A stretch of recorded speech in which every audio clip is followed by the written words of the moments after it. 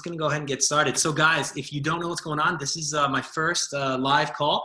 I will do this every Thursday at 7 o'clock German time. So I'm not sure where you guys are coming from, but this is where I'm going to talk about something for about 30 minutes. So I'm a sports physio. I think you guys should know this, like an osteopath.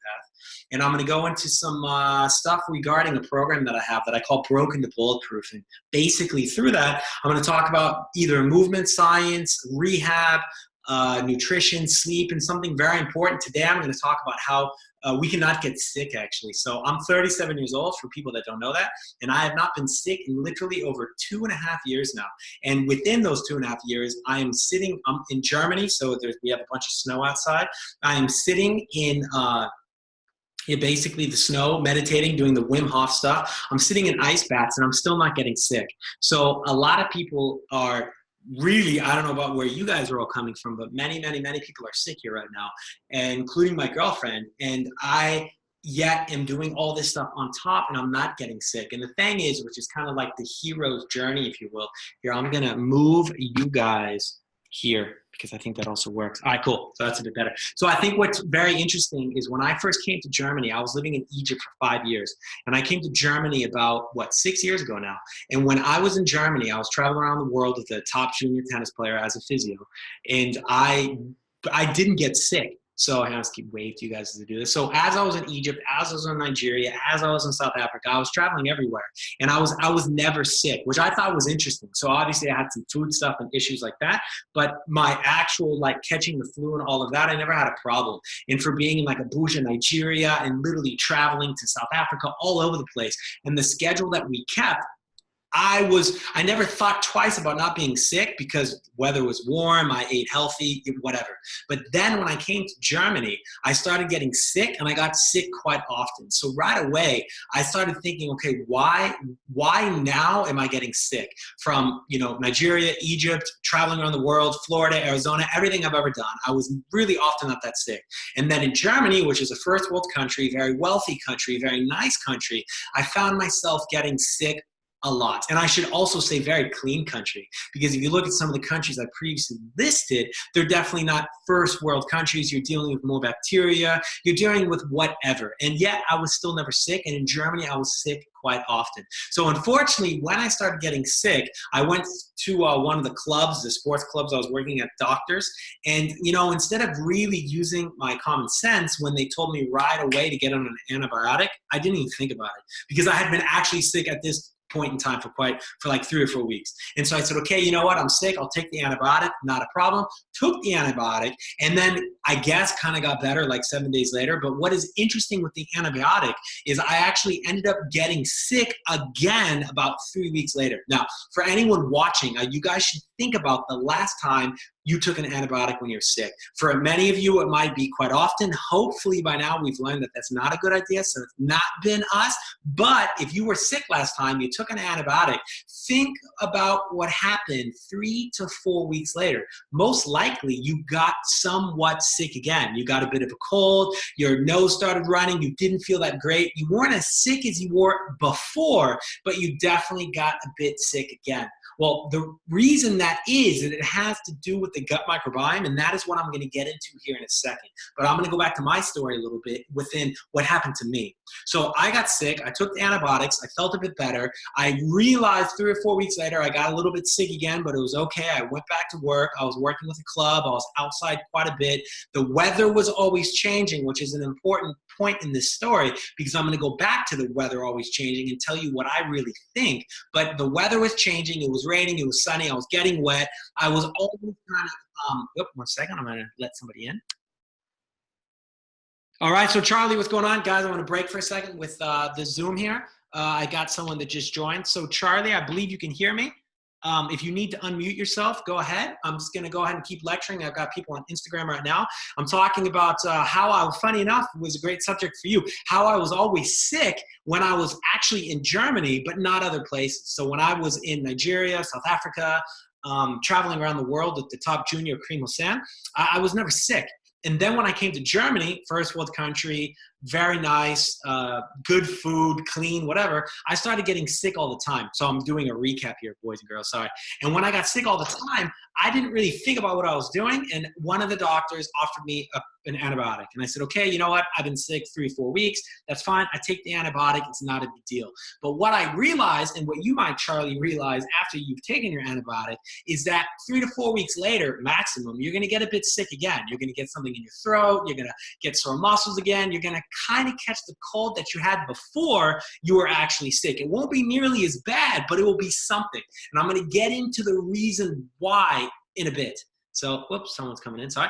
I'm going to get into that reason and the why in a bit. But what happened with me, my personal story, is after I took it, I went back to work. The weather was changing, which again, I'm going to get back into with the weather, but I got sick again. So when I got sick again, I still didn't really think. I went back to the club doctor. The club doctor was basically like, yeah, it's okay. We've got this crazy flu going around. You need to take this antibiotic. This one's a bit special. So I ended up taking it again.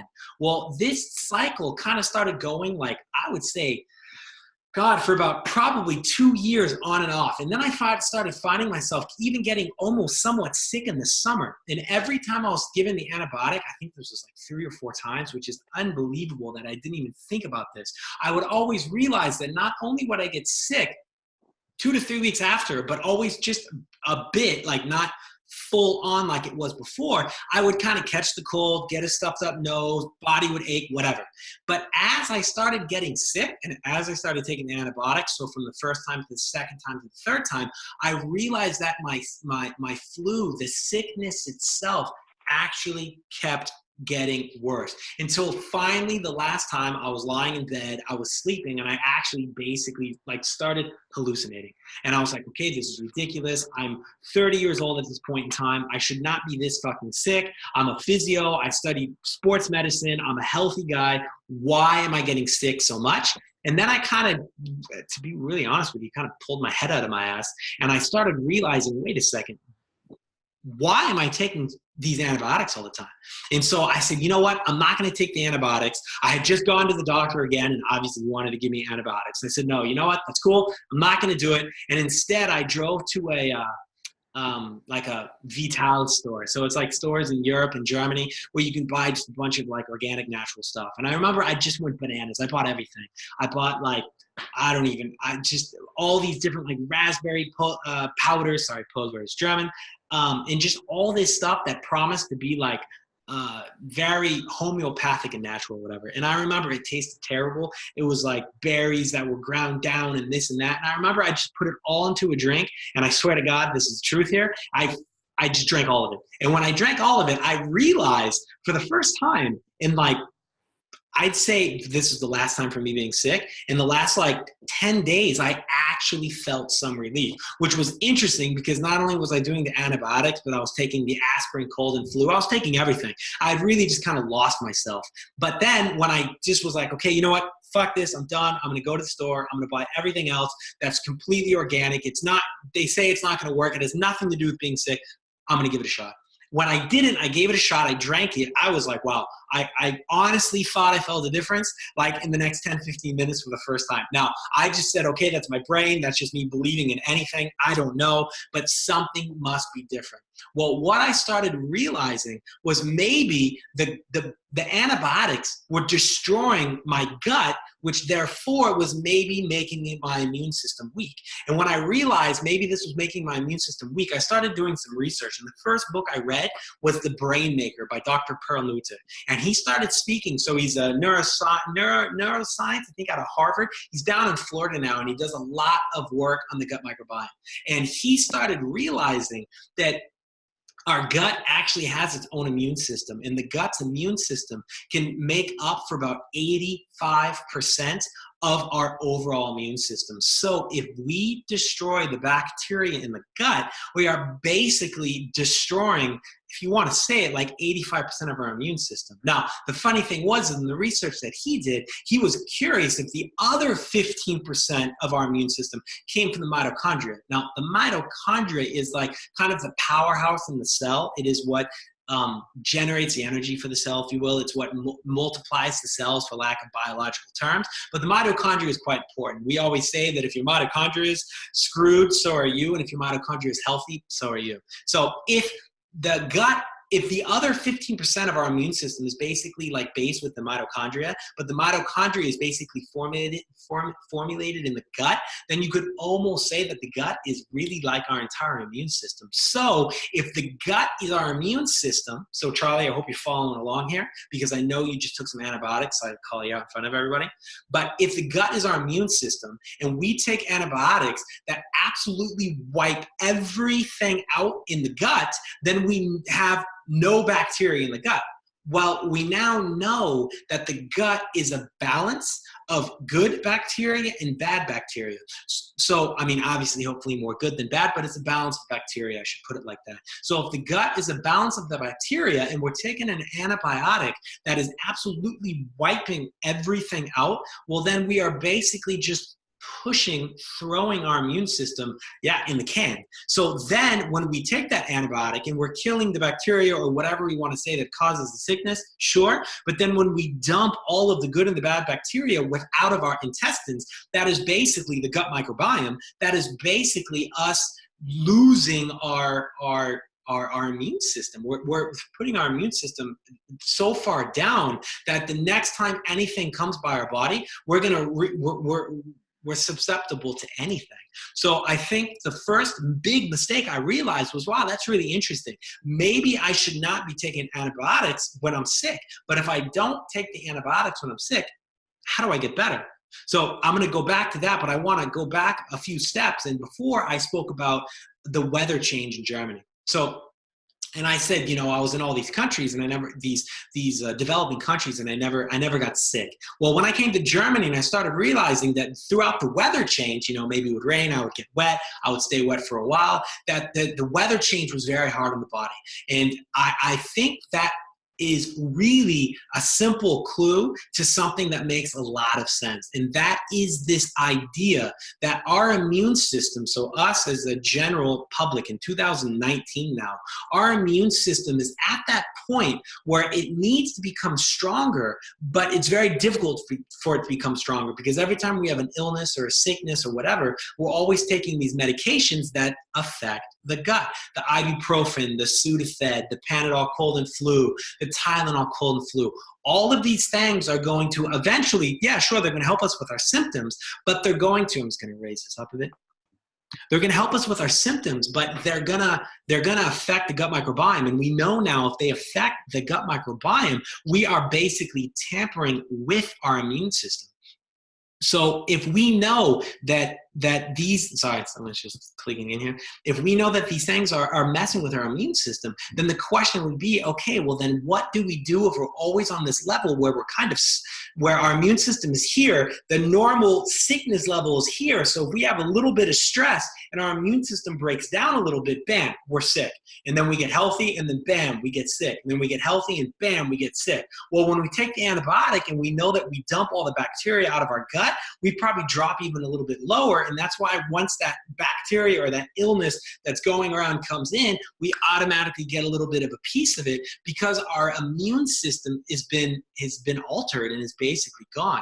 So now that we kind of have this idea of how it works, we've got to kind of say, okay, so then what can we do that will build our immune system so we can kind of fly a little bit higher than the bacteria, than the illness. So one of the examples I like to say within life is, if you've got a plane that can fly 30,000 meters in the air and there's a bunch of clouds and traffic at 10,000 meters in the air, so you can't see anything and there's a whole bunch of other traffic, why would you fight that traffic and why would you fight those clouds when you have the ability to fly at 30,000 meters? And that's what we've got to do with our immune system. That's what I think I have done in the last 2.5 years, because now I'm sitting outside wet, I'm sitting outside in the snow, I'm sitting in 10 degrees, so Fahrenheit water, when it's snowing outside at one of these Thermalbad, we say in German, so like an outdoor spa, and I'm not getting sick. Because what I think I've done is I've realized that my immune system was here, and every time I took those antibiotics, it would drop back down,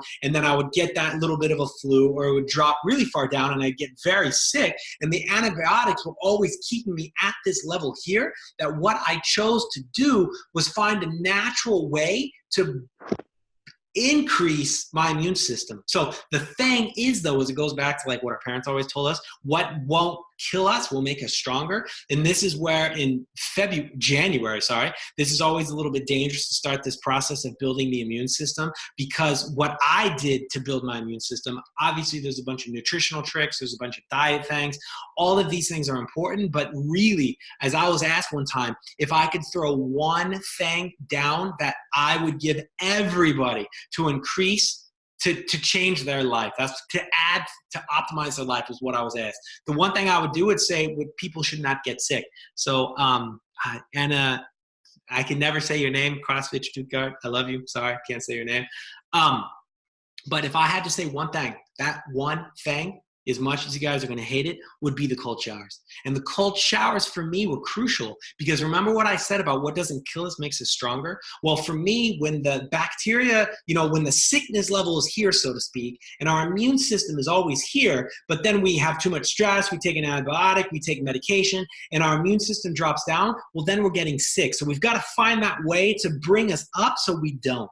And for me, within the cold shower, it's actually quite funny, because I was at that point where I was sick all the time. I told you guys last time I was like hallucinating last time I was sick, dreaming in bed, just going crazy, sweating everywhere. And I said, okay, you know what? No, fuck this. I'm not going to do it anymore. I had that unique experience where I drank like a bunch of the berries and all that stuff that I got from that health food store, and it actually made a difference. And that put me on the path to where actually I found the Wim Hof program.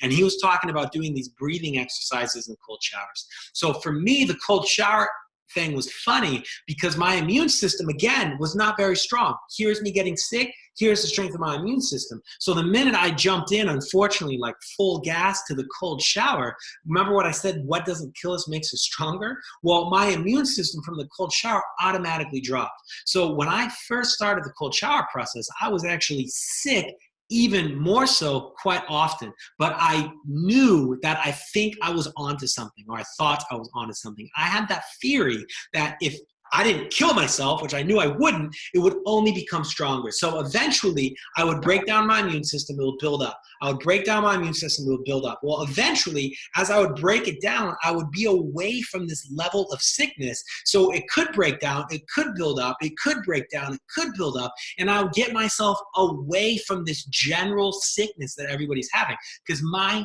theory is, if we can just raise our immune system a little bit, we are flying above that normal bacteria, and we will not get sick, and we don't need any of that stuff. So my first 3 months with these cold showers, I started like full throttle, so it was all the way cold, which I actually don't suggest in my programs. I suggest to start 50% and slow, so you don't get sick like I did, because you can break your immune system down much slower and much less, so you don't need to get sick before you get better. Because my process ended up being about 3 months, because every time I got sick, I had to stop the process, get better, start the process, stop the process, get better, and I had this kind of like, it took me 3 months basically to get through that. But then I will never forget, actually, because Wim Hof always says you wake up one day and you feel fit and strong. And I had no clue what that meant, because you can't really say that in proper English. But I remember I woke up one day and I had just felt it different. I felt fit and I felt strong. Something had changed in my body. And what had happened was I had continued to break down my immune system, build it back up, break it down, build it back up. And at that point, that day where I felt a bit different, I had broken it down, but I hadn't gone to that level in which I was actually sick. So then when I built it back up, I had raised to a new level to where now my immune system was above the common flu.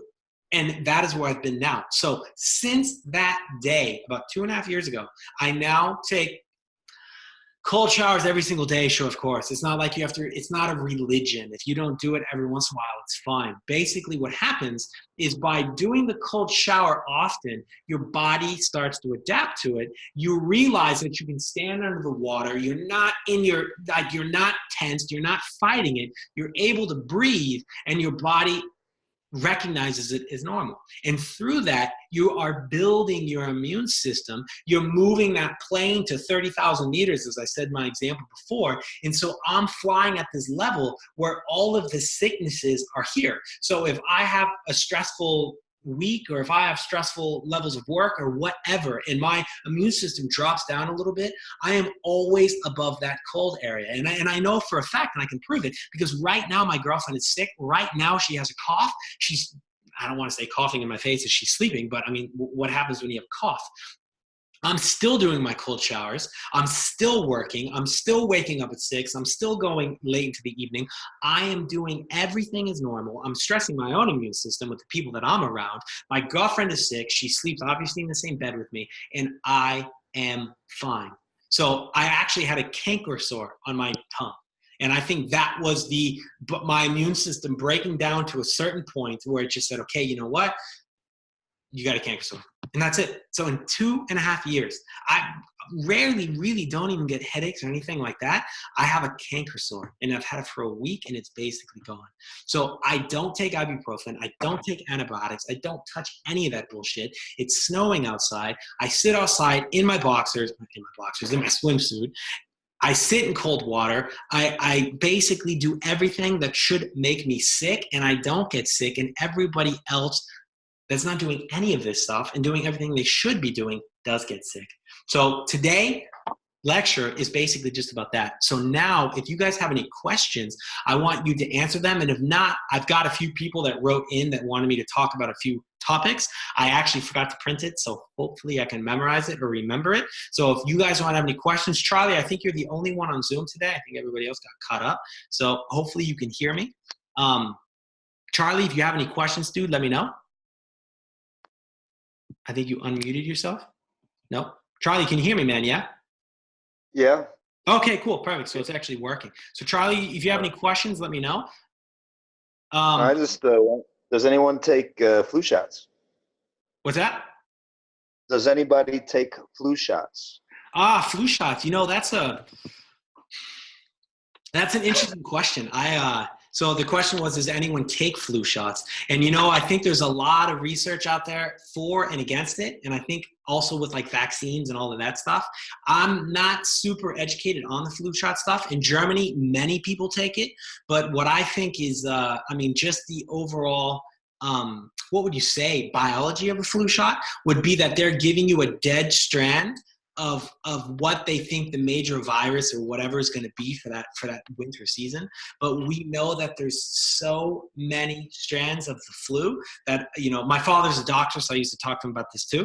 The idea that they would get the right strand is a bit strange. And actually what they're doing, funny enough, is they're giving you a dead version of it so your body can build antibodies so you don't catch that strand of that flu.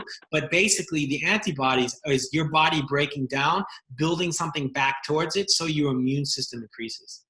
So I think that's just a very, very interesting topic, because right now we have a lot of flus that are actually becoming resistant to antibiotics. And I think that's crazy. There's actually totally not a flu. This is just a bit random, but and kind of a bit weird to talk about, but whatever. I noticed this on the news, so no worries about this one. But I think there's a case of gonorrhea now, so that sexually transmitted disease, that I think they have absolutely there's no antibiotic for it anymore. Everything has become resistant to it. And I think that's the first thing of, unfortunately, many things that we're going to see. So one of the other questions I had was from Tim, a buddy of mine, so sorry he's not here and I don't have the sheet, but I remember it, was about when we're in the cold shower, why is it important to not really tense up like crazy?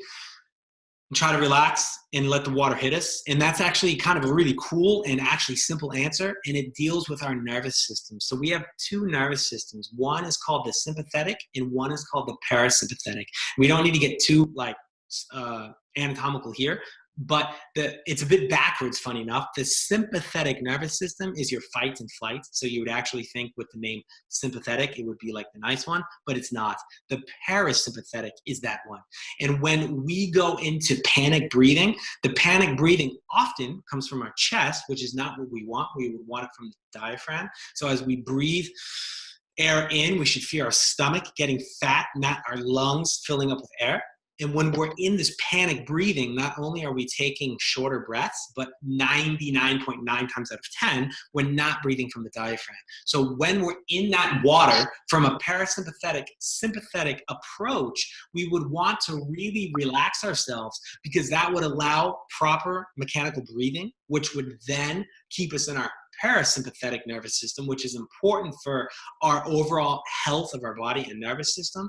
But also mentally, we grow from that because then we're able to stay in a stressed environment with very low internal stress in our body, which then again helps our immune system not break down because we're stressing less. So see if I can think of any other questions. Sorry, I was kept late with a client, so I didn't get a chance to print the sheet. And I think my buddies are going to kill me because I know a few of them asked. They sent them in, and I'm going blank. So as long, I think, as nobody else has any questions, I will go ahead and kind of rebrief how this is going to work. This is the first one, so I got to get a bit better myself. But every Thursday on Zoom and Instagram Live at 7 o'clock German time, I will always do a half an hour of this, and then I'll answer anybody's questions. So right now we've got Charlie on Zoom. So Charlie, you could you don't have to, I'm just saying, you could turn your mic on, you could turn your camera on, you could do whatever you want, and you could directly speak with me. I'll answer everybody's questions. I'll re-answer Charlie if you have any more after that for what I said, if you have another question on top, and I would just converse with the people. So always for the first 30 minutes, I'm going to lecture on a topic. I hopefully will get better at that, be more prepared. Like I said, this is my first one. I get a bit camera shy. And then after that, I'll answer everybody's questions, and that's going to be every Thursday at 7 o'clock. For as long as I know. So I think I've set in Zoom the meetings up for the entire year. The Zoom link, I'm going to try to find more ways to do it. On Instagram, you guys can always private message me. I'll put it a lot in my story, but the Zoom link should always be the same, but it will always be on my Facebook business page pinned to the top. So you can always find it there. So if anyone's still watching on Instagram Live, if you have not followed yet, if you're not like my page yet, like my page, and you'll always see the Zoom link there. And Charlie, that's where you can also always find it. So if nobody has any more questions, I'm going to go ahead and end this one. Charlie, I'll keep you on for a second. I'll end Instagram Live first, and then you're the only one on here right now. So you can ask me anything else you want after that. But for Instagram Live, guys, I'm going to wave at you here and end this one right now.